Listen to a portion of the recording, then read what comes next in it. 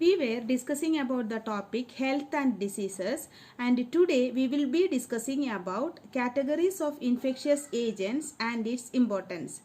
We have seen in last class what is the definition for infectious diseases, like the organism that cause infectious diseases are called infectious agents. Now, these infectious agents are categorized on the basis of the type of infection caused by these agents, like viral diseases caused by viruses, bacterial diseases, fungal diseases, and protozoan. Now, the examples we have seen in case of viral diseases, like examples are common cold, influenza, dengue fever, etc. And bacterial diseases are cholera, typhoid, and fungal diseases we have seen like athlete's foot and skin infection. These are all common examples for fungal diseases. And in case of protozoan, we have seen Kala Azar and amoebic dysentery are diseases caused by protozoans. Now, let us see in detail what is the importance of knowing about these infectious agents before treatment.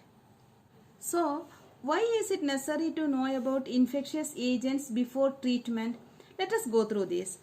Actually, it is very much necessary to know about the infectious agents before treatment because the mode of infection and multiplication is different in each type of infectious agents.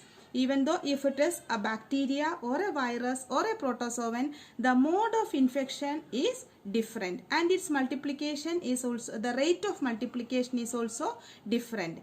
So bacteria and fungi and the same drug used for one type of agent, that is, if a drug or a medicine if we use for bacteria, that will not be effective for viruses. That is, the drugs used for one type of infection will not cure the disease caused by the other type of microorganism, that is virus. So it is very much necessary to know about the infectious agents before treatment. Accordingly, we have to select the drug for curing the disease. So we have seen why is it necessary to know about the infectious agent before treatment.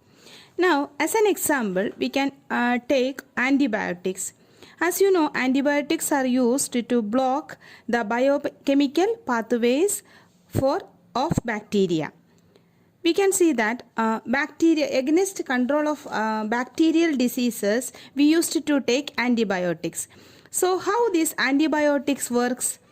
See, these are chemical substances produced by certain microorganisms.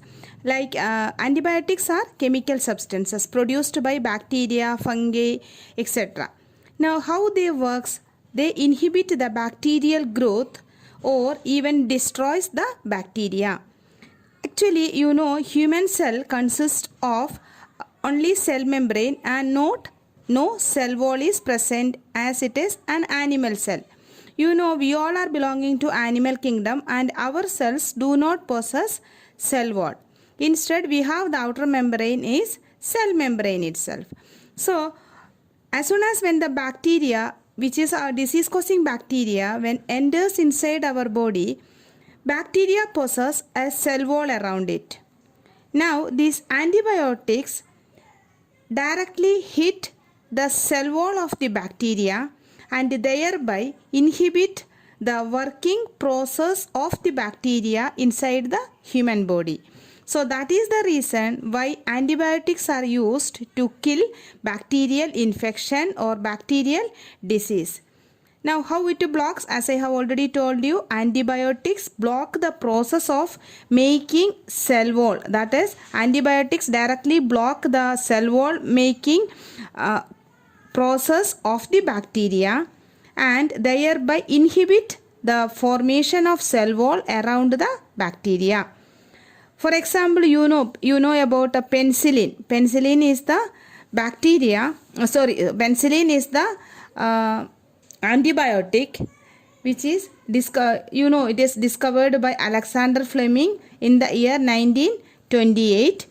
And how does this penicillin works? It blocks the processes of the bacteria, and thereby it is acting as an effective medicine against bacterial infection. So this is how antibiotics works as an effective medicine for bacterial diseases.